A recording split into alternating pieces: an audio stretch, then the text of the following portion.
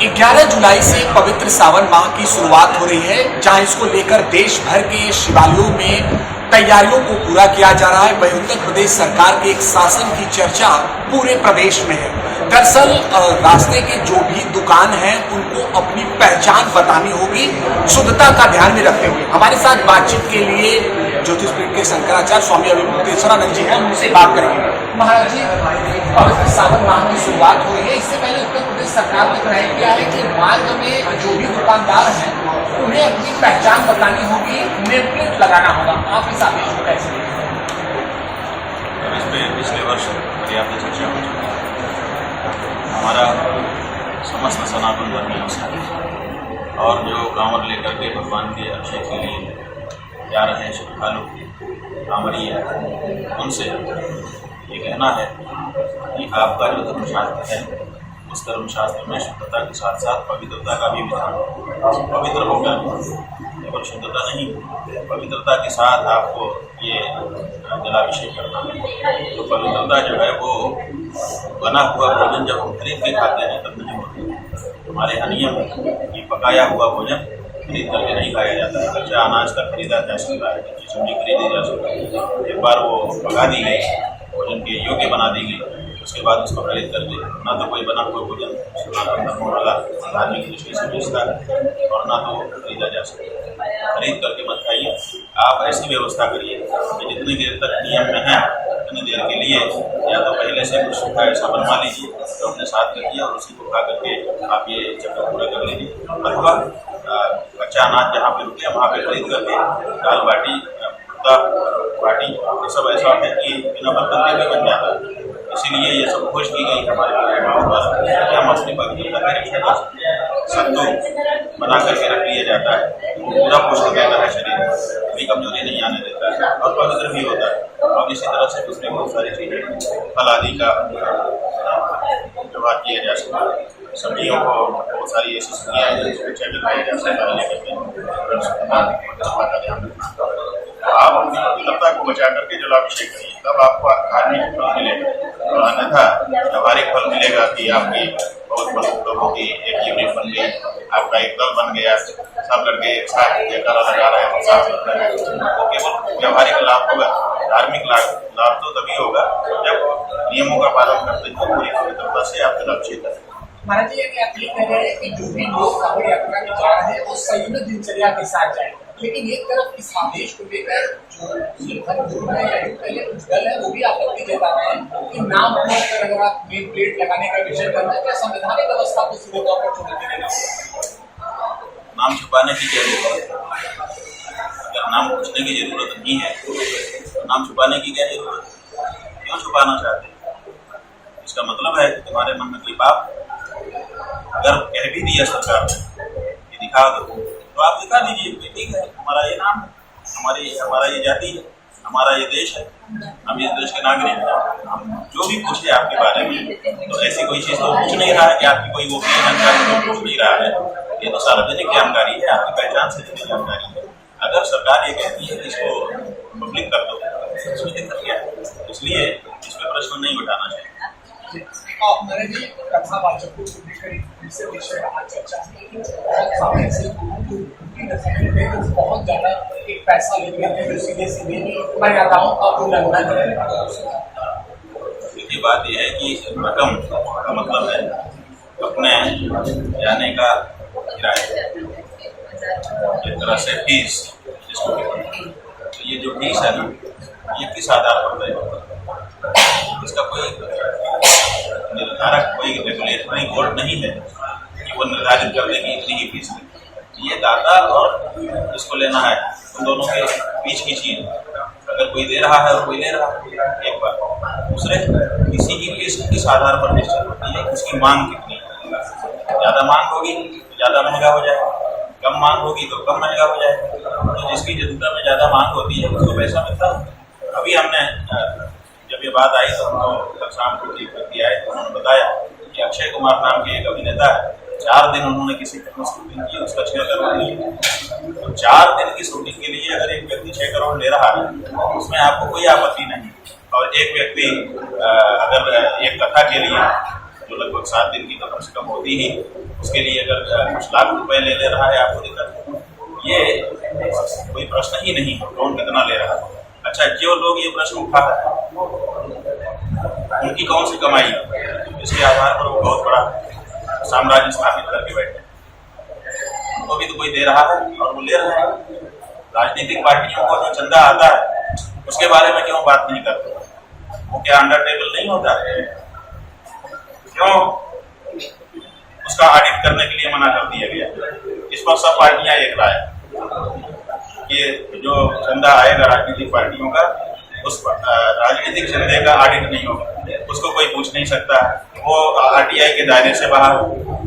ये सब व्यवस्था आपने क्यों लगा रखी है? हम तो बता रहे हैं हमको 1 करोड़ मिला, हमको 50 लाख मिला, क्या दिक्कत है? अगर कोई दे रहा है और उस पैसे को हम अपना कर्मचारी में लगा रहे हैं, लेकिन आप तो बताते ही नहीं हो।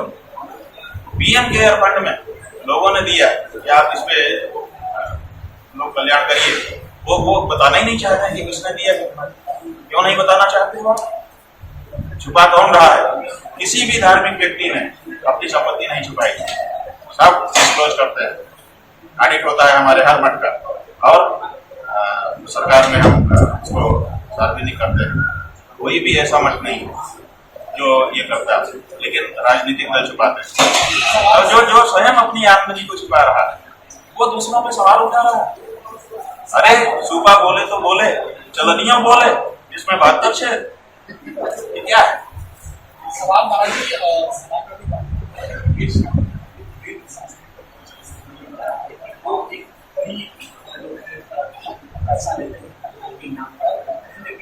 उसका जो उन्होंने तर्ज कसते हुए ये बातें ठीक है ना, तभी कस रहे हैं।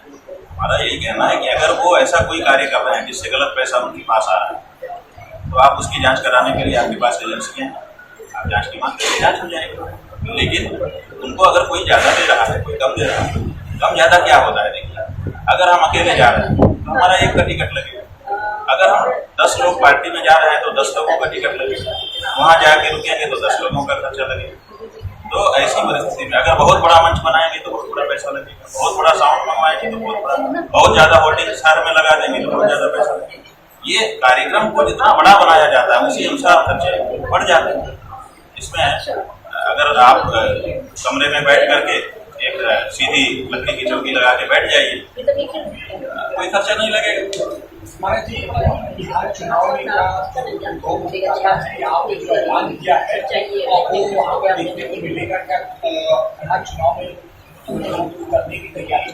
भाई तैयारी तो ये है कि सनातनी मतदाता पंजीकृत हम लोगों ने एक काम कहा है कि भाई आप संकल्प लीजिए कि आप ऐसे व्यक्ति को वोट देंगे जो गाय के लिए, गौ रक्षा के लिए अपने आप को खड़ा दिखाएगा। तो कोई पार्टियां तो दिखा नहीं रही है ना। आप जिसने संकल्प ले लिया कि मैं उसी पार्टी या प्रत्याशी को वोट दूंगा जो गाय के लिए खड़ा होगा, तो जब कोई पार्टी खड़ी ही नहीं है तो वो वोट किसको देगा? तो उसका वोट लेने के लिए किसी न किसी को तो खड़ा होना पड़ेगा। तो इसलिए गौ भक्तों में से ही कुछ लोग जो है मतदाता बन रहे हैं, बाकी हर जगह पे एक व्यक्ति प्रत्याशी बनेगा। ये तो करना ही पड़ेगा ना, नहीं तो जो गौ मतदाता बन करके संकल्पित हो चुका है हम गाय के लिए वोट देना चाहते हैं, हम गौ रक्षा चाहते हैं, अब आखिर ये गिनती निकल करके देश की ऐसे आएगी कि कितने लोग गौ रक्षा चाहते हैं। इस पर तो कभी रायशुमारी हुई नहीं है ना, इस पर तो कभी जनता से मतदान कराया नहीं गया। तो इसीलिए ये बात अब धीरे धीरे शुरू करने की जरूरत है। तो धीरे धीरे लोग जान जाएंगे, ये चुनाव में नहीं जानेंगे क्योंकि हम लोग राजनीतिक दृष्टि से संगठित नहीं है, लेकिन 1 बार 2 बार 3 बार में जान जाएंगे। उसके बाद गाय के लोगों को ही भेजेंगे। इस देश की जनता गौ रक्षा चाहती है, देख लीजिएगा।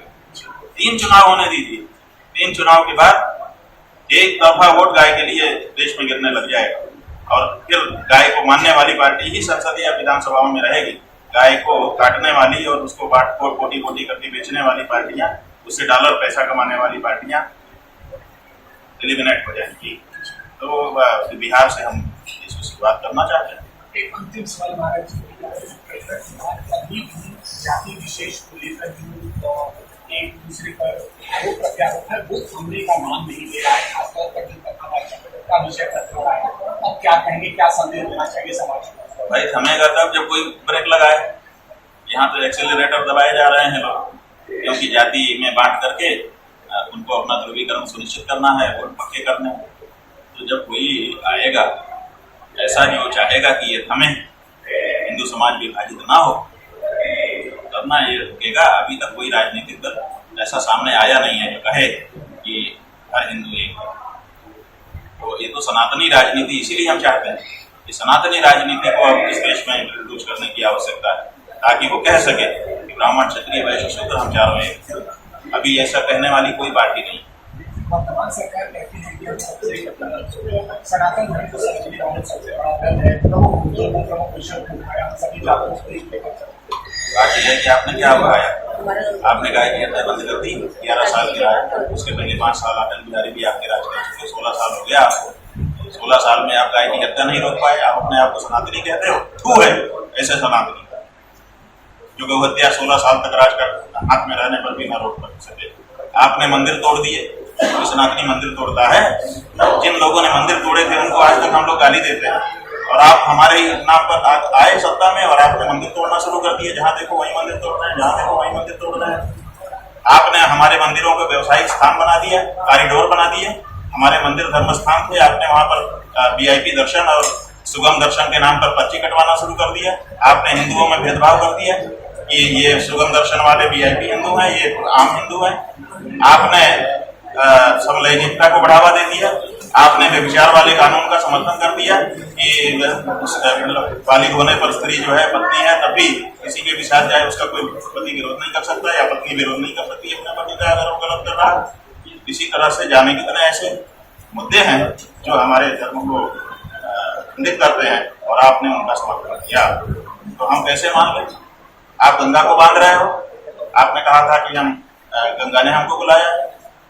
कैसे मान लें कि आप सनातनी हो? इसलिए हिंदू तो कह रहे हो आप, लेकिन वो सनातन की जो सुगंधी है वो नहीं देख रहे हैं आप। और इसीलिए हमारी मजबूरी हो जा रही है कि हम इस देश में जो बहुसंख्यक सनातनी रहते हैं उनको प्रेरित करें कि आप अपनी सनातनी राजनीति शुरू करिए। सनातन को मानने वाले लोग आप राजनीति में आइए और अपना भी वोट तय करिए, कार्डर बनाइए। हम सनातनी के नाम पर वोट देंगे, हमारे मुद्दे हैं, धार्मिक मुद्दे हैं, और उन मुद्दों पर हम वोट करेंगे, और हम सनातनी विचारधारा को संसद और विधानसभाओं में पहुंचाएंगे। क्यों? क्योंकि जो राजनीति है वो आपके धर्म को एक छिलती चली जा रही है। माने जैसे रंदा चलता हो ना, परत तर परत परत तर परत छिलता चला जा रहा है, वैसे ही आप ये जो राजनीति आज की देश की है, भारत देश की, वो हिंदुओं को छिलती जा रही है। रोज एक परत इसकी निकल जाती है। इसलिए सनातनियों को आगे आना ही होगा और आकर के संसद में, विधानसभा में जाके बैठना होगा, ताकि वहां पर वो अपनी सनातन की बात कर सके। ये अब जरूरत आ गई है। जी, आप महाराष्ट्र की यात्रा को लेकर रहे हैं, वहाँ पर हिंदी के बांधा विषय को लेकर वहाँ की वर्तमान सरकार ने अपना निर्णय को वापस ले लिया है। आप इस फैसले भाई, निर्णय ऐसा लेना ही नहीं चाहिए। असल में ये निर्णय हमको लगता है ये लोग क्या करते हैं कि एक कंकड़ी फेंकते हैं कि कितना विरोध है, कितना समर्थन। तो उन्होंने एक बार आवाज उठाई और देखा कि ये तो प्रबल विरोध है। अगर वो ये रहता तो हम महाराष्ट्र जा रहे थे, हम कहते पहले ये फिल्म इंडस्ट्री जो हिंदी का आपका बना हुआ है इसको बंद करिए, इसको हिंदी राज्य में भेजिए। आपके महाराष्ट्र में इतनी बड़ी इंडस्ट्री क्यों हिंदी की चल रही है? और अगर ये मांग उठ जाती और वहाँ से लोग अगर हिंदी वाले उठने लग जाते तो उनकी पहचान में अंतर आ जाता। तो ऐसा है कि देश में जो जितनी भी भाषा है, किसी भी भाषा को भारत के किसी भी प्रदेश में बढ़ावा दिया जाना चाहिए, ताकि वो क्षेत्रीय भाषा भी और ज्यादा विकसित हो, और जो पहले से विकसित है वो और ज्यादा उसका क्षेत्राधिकार बढ़े। आज पूरे विश्व में संपर्क भाषा अंग्रेजी बना दी गई, स्पेनिश बना दी गई, तो क्यों ना हिंदी पूरे देश विश्व की संपर्क भाषा बन जाए? ये तो हिंदी वाले अगर चाहेंगे तो हो जाएगा। अब हिंदी जो है फैल चुकी है, भारत की दूसरी भाषाएं, इसके पहले संस्कृत फैली हुई पूरे विश्व में थी। अब आप संस्कृत को नहीं मान रहे तो कम से कम संस्कृत की बेटी हिंदी को बढ़ावा दो। इसलिए भारत की भाषा है, हिंद देश की भाषा है, इसलिए हिंद देश के रहने वालों के लोगों ने हिंदी कहा, हिंद देश के रहने वालों की भाषा को हिंदी कहा। तो आप हिंदू और हिंदी इसका विरोध करती है और हिंद देश में रहेंगे, ये नहीं चाहते। धन्यवाद महाराज जी कि हमारे साथ ज्योतिष शंकराचार्य स्वामी दिल्ली में तमाम विषयों पर बातचीत। ABP न्यूज के लिए वाराणसी से निशांत चतुर्वेदी।